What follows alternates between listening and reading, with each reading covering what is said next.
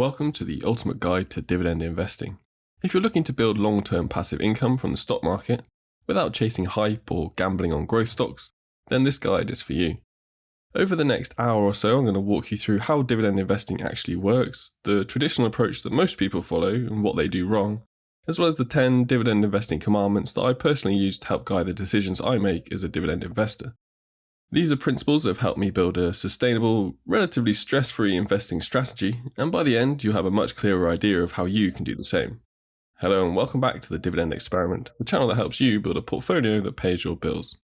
The content that will be discussed is intended for information and educational purposes only, and should not be considered investment advice or investment recommendations.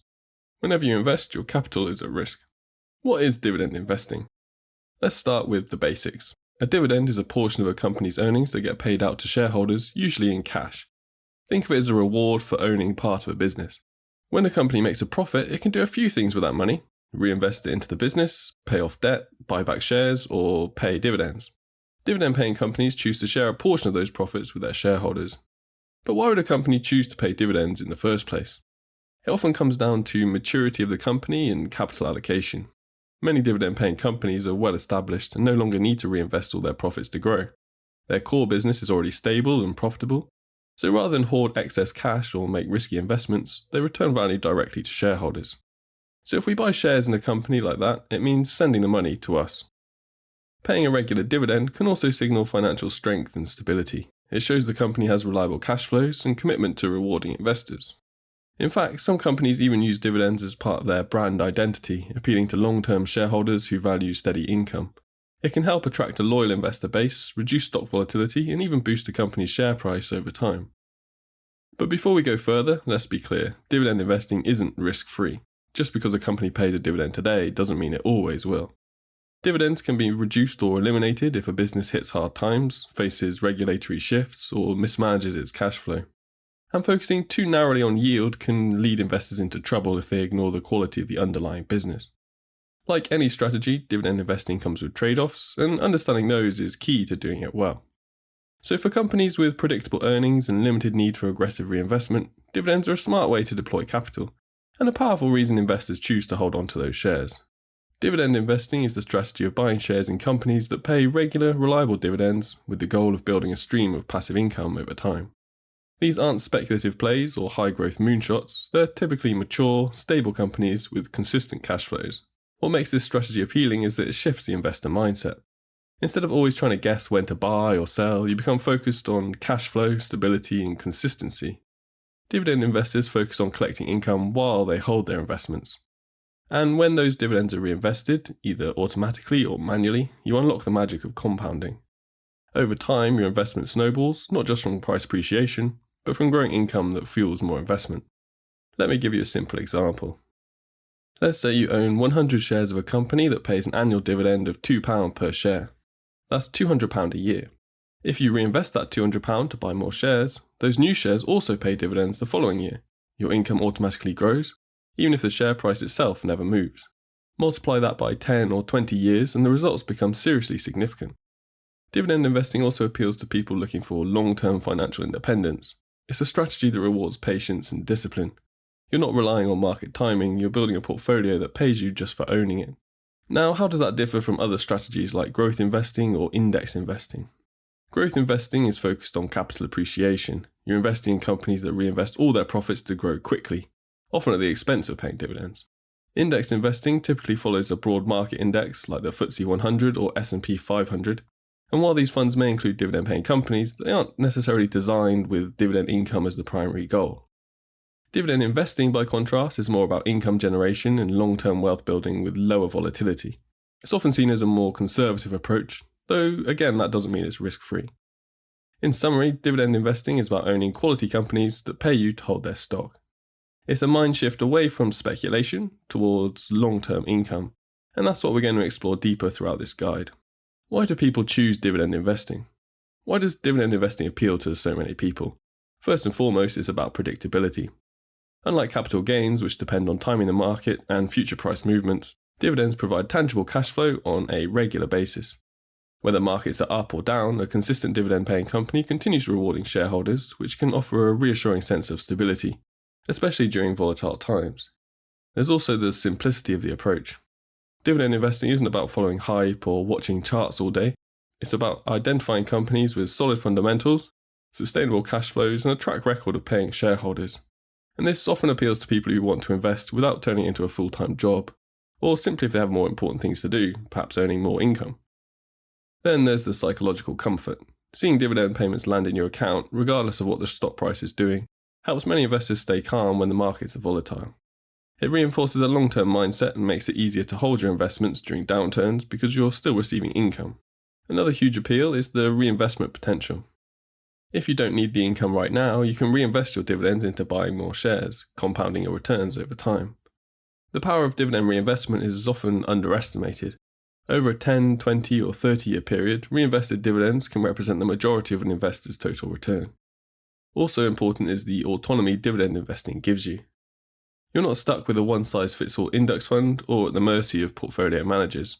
You get to pick and choose the companies you believe in and align your investments with your personal goals and values. For some, it's about building income. For others, it's about aligning with ethical businesses or focusing on specific industries. Now, this aspect isn't necessarily a good thing for beginners that aren't sure what they want from their portfolio. However, many more experienced investors appreciate this customization aspect of a portfolio that they're building. But let's not also forget the sense of progress. Dividend investing lets you track tangible income growth month after month or year after year. You can literally see your income rise as you reinvest or as companies increase their payouts. That progress is incredibly motivating and it gives investors a strong sense of financial momentum. It's also the case that certain types of investors gravitate naturally towards dividend strategies. Retirees, for example, often want reliable income without having to sell down their portfolios.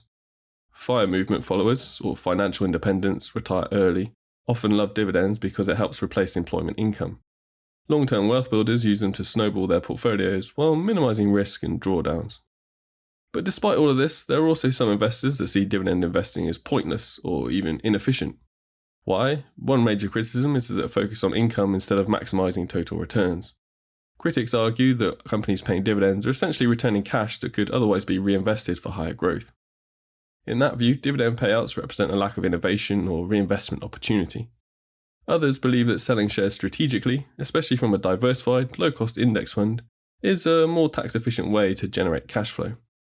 Some investors feel like relying on dividends can lead to poor diversification or a bias towards old economy sectors like utilities and telecoms. Remember how I said that dividend companies are typically ones that have grown to the point where they have less reason to reinvest? Well, these are typically in certain sectors, so you might end up with a portfolio that's imbalanced towards those types of stocks. Then there are those who see dividend investing as psychological comfort, but not financial optimization. They argue that receiving income makes people feel wealthier, but doesn't actually improve long-term outcomes, compared to simply growing a portfolio and withdrawing strategically. All of these points have merit, and that's why it's so important to choose an investing approach that matches your own values, goals, and risk tolerance. Dividend investing certainly isn't for everyone, but for people who value steady income, long-term ownership, and compounding through reinvestment, it remains a powerful and rewarding path. In short, dividend investing is about clarity, control, and consistency. It attracts people who want to build wealth with less stress and more structure. And that's a big part of why it remains a powerful approach, even in a world full of complex financial products and short-term noise. Now, before we dive deeper, who's this strategy really for? Dividend investing tends to work best for people who value predictable, recurring income, long-term wealth building, and a hands-off, lower-stress investing style. Though important to remember it's not completely hands-off or set and forget. And that's why it's popular among retirees who want income without selling shares, FIRE followers who aim to replace earned income with passive cash flow, or busy professionals who want a simple way to grow wealth without babysitting the market. On the flip side, dividend investing might not be ideal for traders, speculators, or those chasing fast gains. If you're looking for flashy returns or get-rich-quick plays, this strategy probably won't scratch that itch. Dividends in downturns, what history tells us. One of the most powerful features of dividend investing is how it behaves during downturns. In volatile markets where growth stocks can plunge and speculative plays disappear, high-quality dividend payers often act as a financial anchor. Let's look at a few real-world moments. The 2008 financial crisis. While bank dividends were slashed, many consumer staples, healthcare firms and dividend aristocrats held steady, or even raised payouts. In the COVID-19 crash, dozens of companies paused or cut dividends, especially in travel and energy. But others, like Johnson & Johnson or Procter & Gamble, didn't flinch. That income from stocks like those kept flowing. These moments reinforce a key point. Your dividend portfolio is only as strong as the businesses behind it. Companies with durable moats, conservative balance sheets, and recession-resistant products are more likely to keep paying when things get tough. And if you're reinvesting dividends during downturns, you're buying more shares at lower prices, potentially supercharging long-term returns. It's one of the few strategies that rewards patience during chaos. But why does that matter so much? Because when share prices are temporarily depressed, each pound of reinvested dividends buys a larger number of shares. More shares mean more dividend income in the next cycle, creating a powerful compounding loop. You're not just weathering the storm, you're quietly building a large income engine underneath it. Over time, this can accelerate your portfolio's recovery and growth, especially compared to strategies that rely solely on price appreciation. While others wait for markets to bounce back, dividend investors may already be planting the seeds of stronger future returns just by sticking to the plan. The traditional approach, and why it's usually wrong. Most beginner dividend investors follow a similar path. It usually starts with a quick Google search or watching a few YouTube videos that say something along the lines of, look for high dividend yields, check the payout ratio, buy a few solid companies in safe sectors, and you're good to go. So they follow a handful of common steps. They look for high dividend yields. Anything over 5% feels like a win. But often they don't understand why the yield is high in the first place. A high yield can be a warning sign that the company's stock price has dropped, perhaps due to financial instability or market concerns. In other words, that yield might not last. They check the payout ratio sometimes. Not everyone knows what it means, but if a YouTube video or Instagram post says keep it under 60%, then they run with that. The payout ratio is important because it tells you how much of a company's profits are being paid out as dividends. A high payout ratio could mean the company doesn't have much left to reinvest, or it may not be able to maintain its dividend if earnings fall. Though there is nuance here as it can vary depending on the type of company. Then they choose well-known names, like utility companies, banks, and legacy consumer brands, and these are often labelled as safe and reliable, which may be true, but this leads to portfolios concentrated in just a few sectors. Maybe they buy a dividend-focused ETF to cover their bases, thinking this gives them broad exposure. While this can offer diversification, many dividend ETFs are still heavily weighted towards specific sectors or regions. This approach seems logical and accessible, and it gives investors the feeling of control and simplicity, but it can also lead to overconcentration, missed opportunities in global markets, and a false sense of security. Let me walk you through an example. Let's say a beginner builds a portfolio with 5 UK stocks: National Grid in the utilities sector, Lloyds Bank in the financial sector, BP in the energy sector, Unilever in the consumer staples sector, and Vodafone in the telecoms. On paper, the average yield is over 5%, and every stock is a household name. It feels safe. But here's what they're not seeing. 3 of those companies are in sectors highly sensitive to regulation or macro shifts, such as interest rates or commodity prices. BP and Vodafone have both had dividend cuts in the past decade, showing that while there's a high yield now, it doesn't always mean sustainable income. There's almost no exposure to growth sectors like technology or healthcare, and no international diversification. The investor may also lack an understanding of dividend growth. These companies may pay solid dividends today, but if those dividends aren't increasing year after year, inflation will slowly eat away at your real income. Over time, this type of portfolio might deliver income, but it may not grow. Worse, if any of the companies cut their dividend or underperform, the portfolio's income stream can suddenly drop, leaving the investor scrambling. This kind of set and forget approach can lull investors into a false sense of confidence. They feel they've done the right thing by choosing safe and well-known companies with high yields, but without understanding the underlying business quality, future growth potential, and risk to income stability, the foundation is shaky. The traditional approach isn't necessarily wrong, it's a starting point, and for many investors it opens the door to a more structured, income-focused way of investing.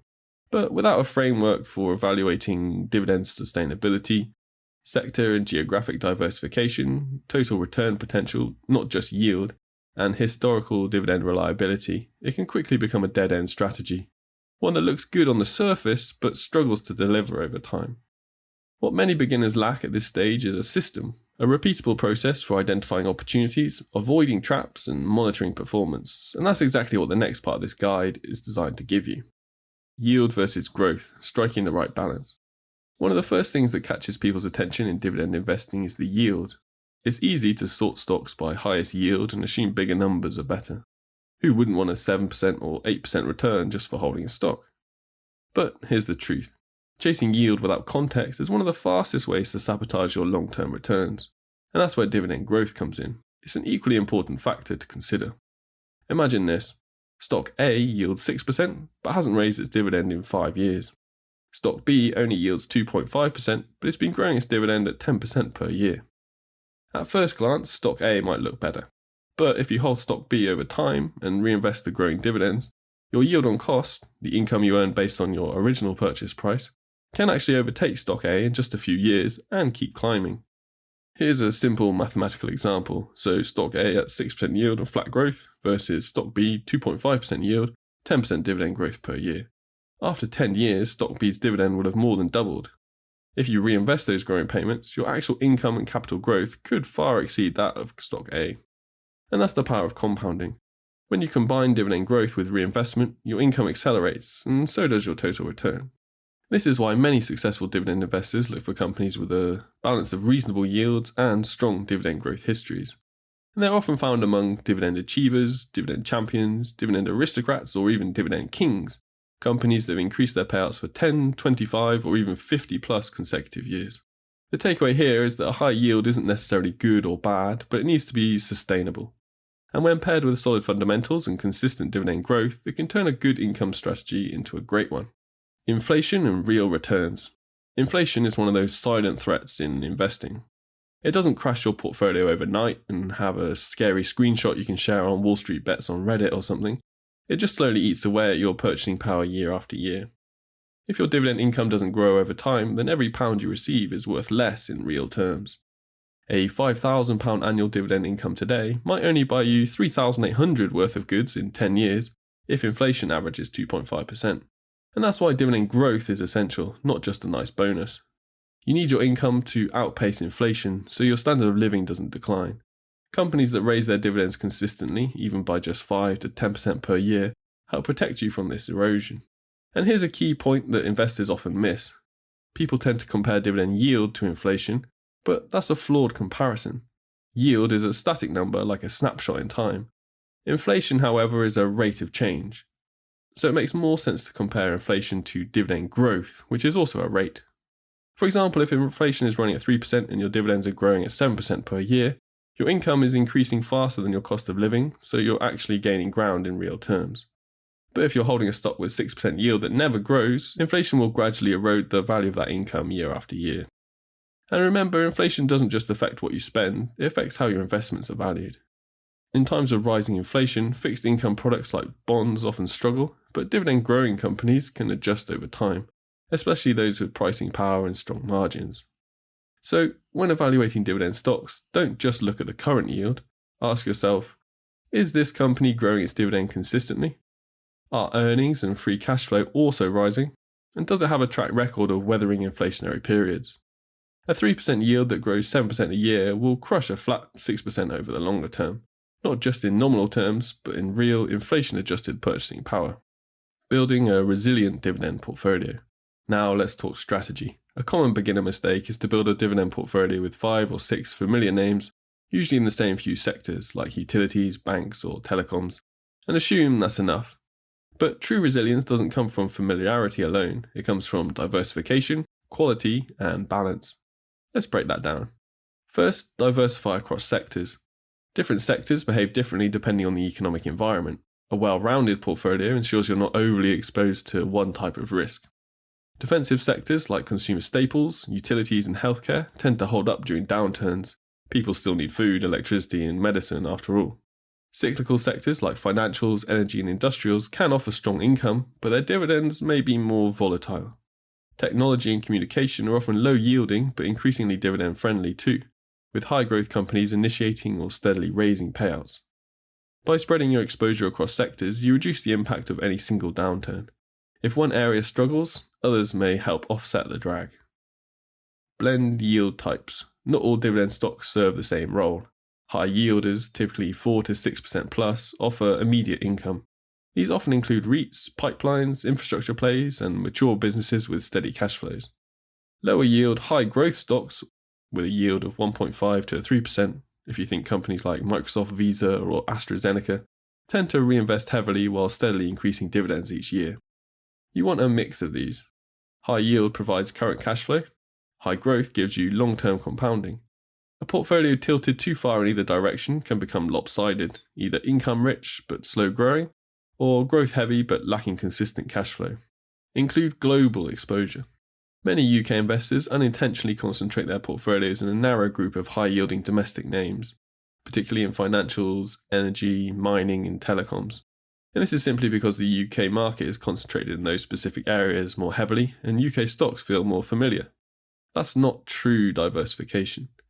Global dividend investing opens the door to the US dividend aristocrats with decades-long track records of growth, Canadian banks and pipelines known for reliable payouts, Australian companies known for shareholder-friendly dividend policies, and European multinationals with exposure to emerging markets.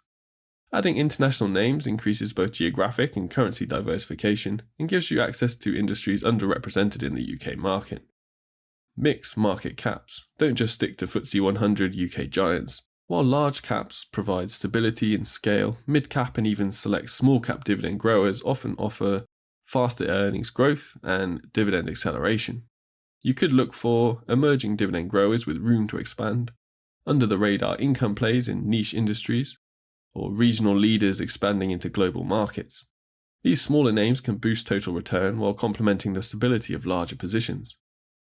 Now, putting it all together, here's an example of a balanced dividend portfolio breakdown an investor might go for. 40% in the dividend stalwarts, stocks with long histories of paying and growing dividends, think Unilever, Coca-Cola, or Johnson & Johnson. 30% in dividend growers, companies with low to moderate yields but high growth rates. 20% in REITs or infrastructure income, steady cash generators with inflation-linked assets. 10% international or opportunistic ideas, foreign dividend payers, special situations, or emerging market plays. Is this exact allocation a good fit for you? Maybe, maybe not, but it's just an example for you to think about, not a recommendation. Now, this kind of allocation isn't just about income today, it's about building a portfolio that can grow, adapt, and withstand whatever the market throws at it tomorrow. A resilient dividend portfolio is like a well-built house. Different rooms serve different purposes, and strong foundations keep everything intact during storms. With the right structure, your income stream becomes not just reliable but enduring. Understanding dividend ETFs, how they work, and what to know. Not everyone wants to build a dividend portfolio by hand. For some investors, choosing individual stocks can feel time-consuming and intimidating, or simply just too complex. And that's where dividend-focused exchange funds, commonly called dividend ETFs, enter the picture. A dividend ETF is a type of fund that holds a collection of dividend-paying stocks. These funds are traded on stock exchanges just like individual shares. The idea is simple.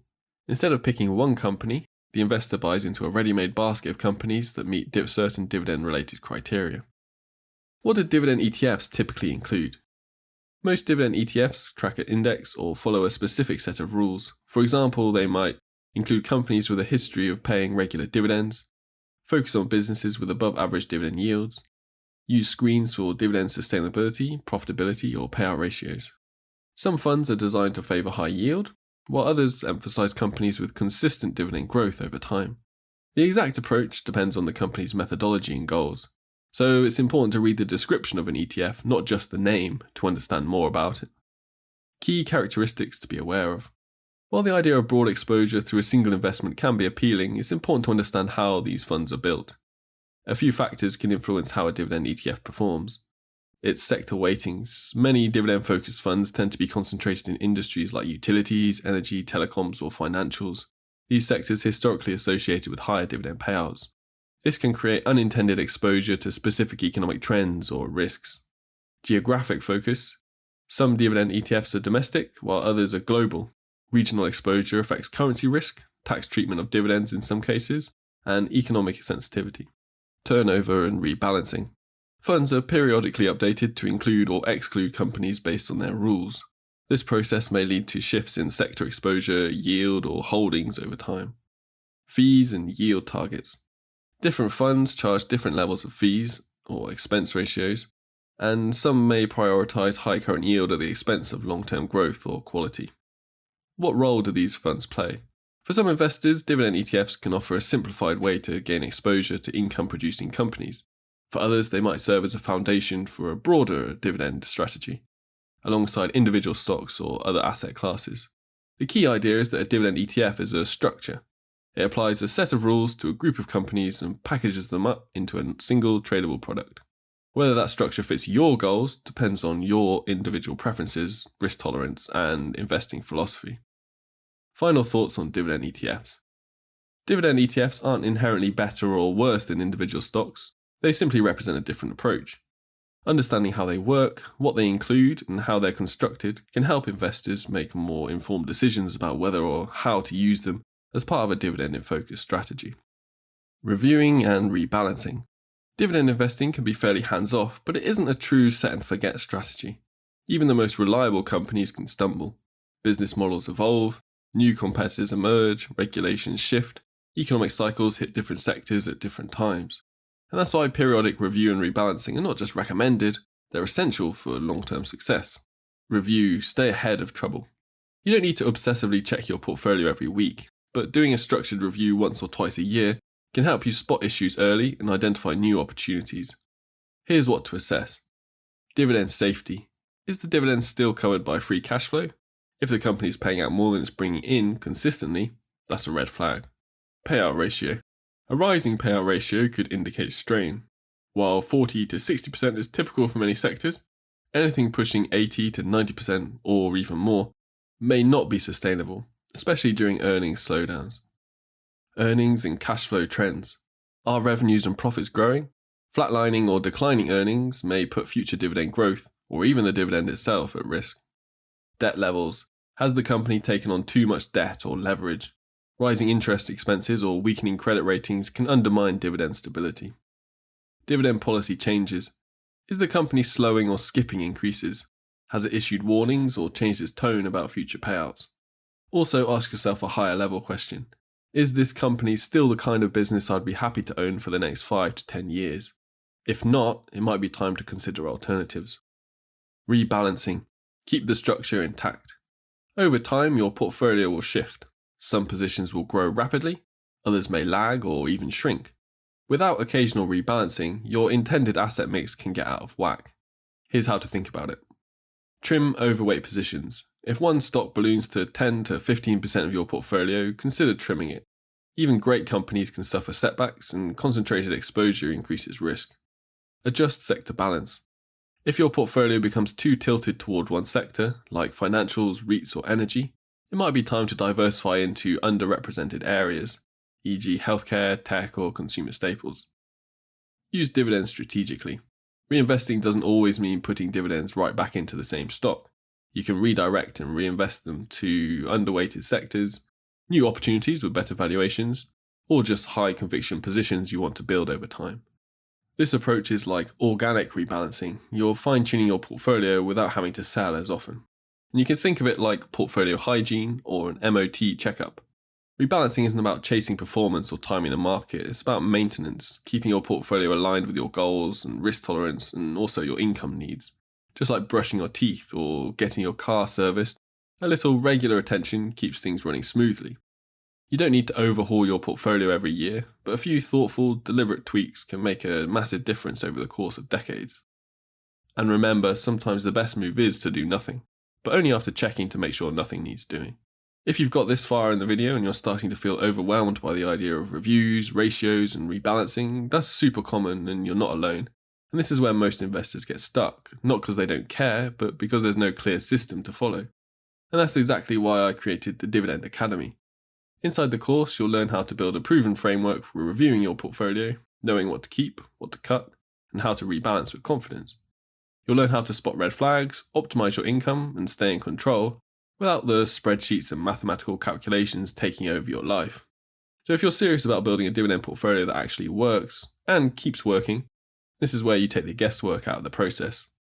Join the Dividend Academy now and start managing your portfolio with clarity, structure, and peace of mind. Emotional pitfalls. Dividend investing is often seen as boring, but it's not emotion-proof. Common traps include anchoring to yield, holding a stock because it used to pay 6% even after a dividend cut, Sentimentality is refusing to sell a stock because it was your first dividend payer. Or confirmation bias, only looking for data that supports holding on to a troubled company. To avoid these, you'll need to build and follow a rules-based process.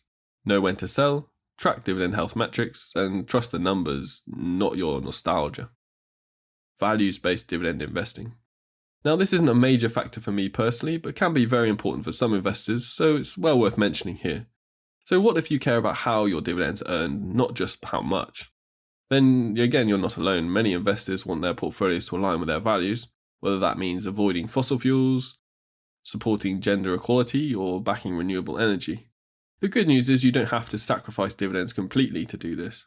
There's a growing universe of ESG compliant dividend stocks and funds. Look for clean energy utilities, ethical banks, healthcare innovators, or ESG screened dividend ETFs. And for those investing based on religious principles, Sharia compliant or halal dividend investing is also increasingly accessible. These portfolios typically avoid companies involved in interest-based lending or gambling or alcohol or non-permissible industries and focus on businesses with ethical operations and limited debt. You might give up a bit of yield, but in return you get peace of mind and a portfolio that reflects your principles, and that's worth a lot. Common mistakes to avoid. Now, we've covered a lot already, let's talk about what not to do. The common investor mistakes that I see time and time again. Because while dividend investing can be a smart, stable strategy, there are also a number of easy mistakes that can quietly sabotage your results over the long term. Let's start with one of the biggest mistakes, chasing yield without doing proper research. When people first discover dividend investing, it's tempting to sort a list of stocks by dividend yield and then just pick the highest numbers. A 9% or 10% yield looks like a dream, but it's often a trap. Many high-yielding stocks are in that position because their price has dropped significantly, often for a reason: falling earnings, debt problems, or unsustainable payout policies. In some cases, the market is already anticipating a dividend cut, and the high yield is a reflection of declining confidence in the company. If you don't understand the business or why the yield is so high, you may end up holding a stock that ultimately slashes its dividend, or worse, loses significant value in the process. Remember, if something looks too good to be true, it probably is. Second is relying on outdated or surface-level data. Many beginners look at last year's dividend and assume it will continue forever, but dividend payouts change. You have to go deeper. What's the company's recent earnings trend? Are revenues stable or declining? Is free cash flow strong enough to support future payments? A company might have a decent yield today, but if its earnings are under pressure, or it's piling on debt, it might not be able to maintain its payout. Additionally, surface-level checks like payout ratio or dividend history are only helpful if you understand the broader context. Relying on old metrics or ignoring quarterly earnings reports can lead to painful surprises. The third big mistake is failing to diversify properly. Many investors think they're diversified because they own 6 or 7 different stocks. But like we mentioned earlier, if all those companies are UK-based in similar sectors like financials, utilities or telecoms, they're not really diversified. One economic shift or regulatory change could affect all of them all at once. True diversification means spreading your exposure across different sectors, geographies, market caps, and dividend profiles. For example, having a mix of UK and US companies, including some dividend growth stocks and some high yielders, gives your portfolio more balance and resilience. Introducing the 10 Commandments of Dividend Investing. After years of trial and error, I developed my own personal checklist, the 10 Dividend Investing Commandments. These are the rules I follow before making any decision about buying, selling, or holding a dividend stock. You can download the full list for free using the email sign-up link in the description. But let me give you a quick preview of the kind of principles we're talking about. Some of the commandments are about avoiding common traps, like chasing yield or overloading your portfolio in one sector. Others are about building resilience into your investing approach, like focusing on dividend growth and knowing when to walk away from a stock. And these aren't just theory, these are the rules I follow based on my real-world experience, mistakes that I've made, and lessons I've learned. If you want the full list and a deeper breakdown of how to apply them to your own strategy, go download the free guide linked below in the description. It's an ideal companion to this video and will help you build or refine your portfolio with much more clarity. Alright, with that high level overview in mind, let's shift gears and talk about some more of the most common mistakes I see dividend investors make. There's the emotional side of investing. Holding on to dividend stocks out of nostalgia or sentimentality is more common than people admit. Maybe it was your first investment, maybe it's been paying you dividends for years, but the market doesn't care about your emotional attachment. If the fundamentals are deteriorating, or the company has made some poor strategic decisions, you have to reassess. Dividend investing is about income and stability, not sentiment.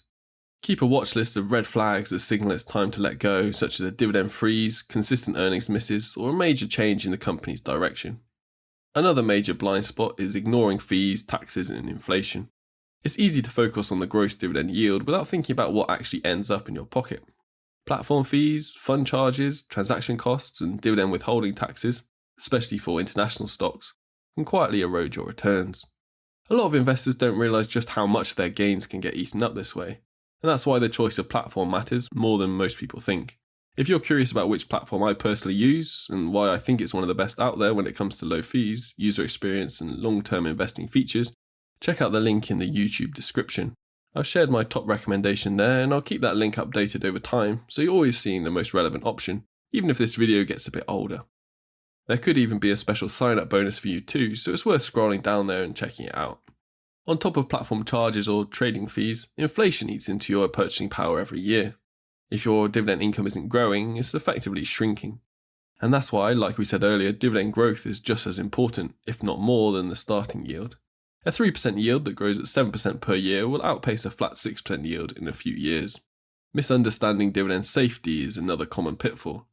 Some investors assume that a company will always maintain its dividend just because it has in the past. But things change, industries evolve, management priorities shift, and external shocks can force companies to reallocate capital. Always ask, is this dividend backed by consistent earnings and cash flow? What's the payout ratio compared to peers? How did the company behave during past market downturns? Past performance is a clue, but not a guarantee. And a related issue is being reactive instead of proactive.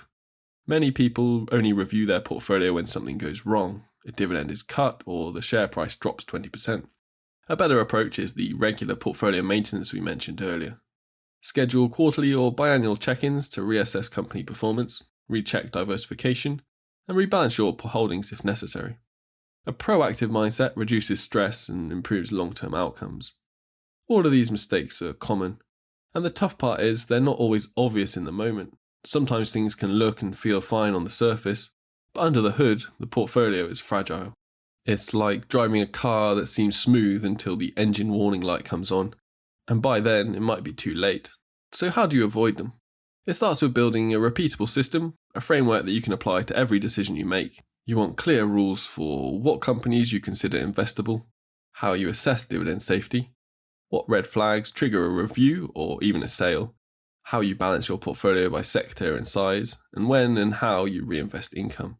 It doesn't have to be complicated, in fact simple is often better, as long as it's consistent. Once you have a framework, you don't panic when things change, you don't chase headlines or high yields, you just stick to your process. And that's exactly what the 10 dividend investing commandments are designed to do. They help you stay disciplined, avoid common traps, and grow your income with confidence. But there's another trap that flies under the radar for a lot of investors, something I call the Dino Stocks, dividend in name only. Before we wrap up, there's a couple of nuances that are worth exploring.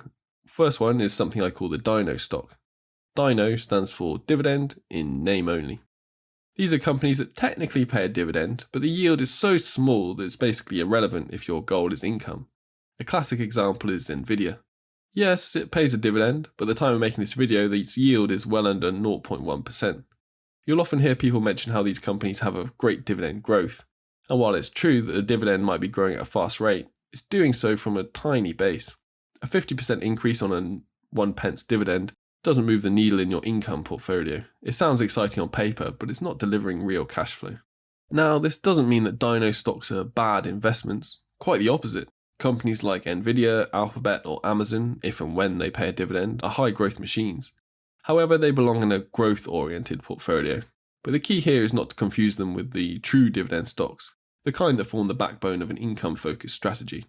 A true dividend stock delivers yield that matters and ideally shows a history of sustainable dividend growth backed by solid fundamentals. The mistake is thinking that any company with a dividend automatically belongs in a dividend investor's portfolio. That's not necessarily the case. So when you're screening dividend stocks, ask yourself, is the dividend yield meaningful? Is it growing in a way that contributes to long-term income? Or is it just a token payout with no real impact? This is especially important if you're building an income plan or aiming for financial independence through dividends. Dino stocks may have a place in your broader investing approach, but they shouldn't be a key player in your dividend income strategy. Alright, now that we've covered dino stocks, let's also take a moment to talk about their opposite, the kind of dividend stocks that truly earn their place in your income-focused portfolio. Swan stocks sleep well at night. In contrast to a dino stock, there's a category of companies I like to call swans, short for sleep well at night. These are the dividend stocks that give you a peace of mind.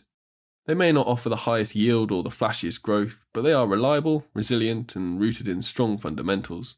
A swan stock typically has a long track record of paying and growing dividends, a healthy payout ratio backed by consistent earnings and cash flow, low debt or strong balance sheet management, and business models that are simple, proven, and relatively recession resistant. These businesses operate in essential industries, have global reach, and are known for weathering economic cycles. They don't always make headlines, but they deliver consistency. Swans are ideal for dividend investors who want their income to be dependable, not just today, but years into the future. They're the stocks you can feel good about owning while you sleep at night, because they're less likely to surprise you with bad news, dividend cuts, or dramatic volatility. This doesn't mean that swans are risk-free, no investment is after all, but they do offer a strong foundation. They can act as the bedrock of a portfolio, helping to smooth out the ups and downs of more aggressive portfolios, while continuing to grow their income stream. So when you're building your dividend portfolio, it's smart to ask, do I have any true swans? Because in the long run, consistent income that lets you sleep well at night is worth far more than chasing flashy yields that keep you up with worry. And before we wrap up, we need to cover one final but very important concept, the yield trap. Yield traps, when high yield isn't a gift. A yield trap is a stock that offers unusually high dividend yield, but underneath the surface it's not what it seems. It might look like a bargain.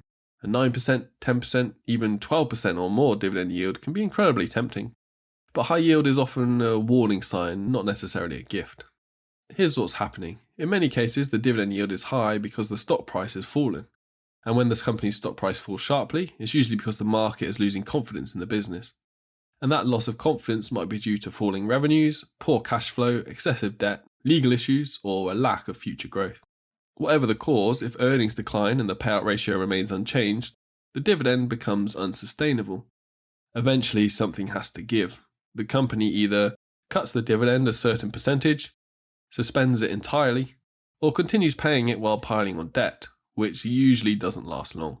When the dividend gets cut, investors who bought in for the yield are left with the worst of both worlds, a lower income and a depreciated stock price. Yield traps are especially dangerous because they can feel like easy wins. After all, who doesn't want 10% just for holding a stock? But as with most things in investing, if it looks too good to be true, it usually is. So how do you avoid these yield traps? You need to go beyond the headline number. Look at the payout ratio. Is the company paying out more than it earns? Cash flow. Is there enough free cash flow to cover the dividend consistently? Debt levels. Is the company funding the dividend with borrowed money? Dividend history. Has the company cut its dividend before? Earnings trend. Are profits growing, stable, or shrinking? And lastly, ask yourself, would I still want to own this company if it stopped paying a dividend altogether? If the answer is no, then it might be a huge red flag. The goal of dividend investing isn't just to collect income, it's to build a sustainable growing stream of cash flow backed by strong businesses. Yield traps may offer the illusion of income, but they often come at the cost of long-term portfolio health. Alright, now let's tie everything together. We've covered a lot in this guide, so let's bring it all together with a quick recap. We started by breaking down what dividend investing actually is and why it appeals to so many long-term investors. We covered the traditional approach that many beginners take and why it can fall short without a clear system. We introduced the concept of the 10 dividend investing commandments, a framework for making smarter, more consistent decisions. And we looked at the most common mistakes like chasing yield, ignoring diversification, or holding stocks out of sentiment. And then we expanded into 3 important nuances. Dino stocks, companies that technically pay a dividend, but not one worth caring about. Swan stocks, sleep well at night investments that offer reliability, consistency, and peace of mind. And yield traps, stocks that offer tempting yields but come with a major risk and often disappointing results. The big picture here is that dividend investing works best when it's strategic. It's not about picking random high-yield stocks or chasing flashy trends. It's about building a resilient income stream from high-quality companies that align with your goals. And the key to doing that well is having a repeatable process. And that's exactly what the Dividend Academy is built to provide. Inside the Academy, you'll find the full step-by-step system, tools for screening and tracking stocks, video walkthroughs, real-world examples, and access to a like-minded community. Whether you're just starting out or looking to refine your approach, this is the structure that will help you build income with confidence and do it in a way that works for you. If you haven't already, grab the 10 Dividend Investing Commandments guide using the link below. And when you're ready, I'd love to welcome you inside the Dividend Academy. Thanks for watching. Now go check out the next video where we dive into how to work out how much you need to retire on dividends and start building your dividend income strategy the right way.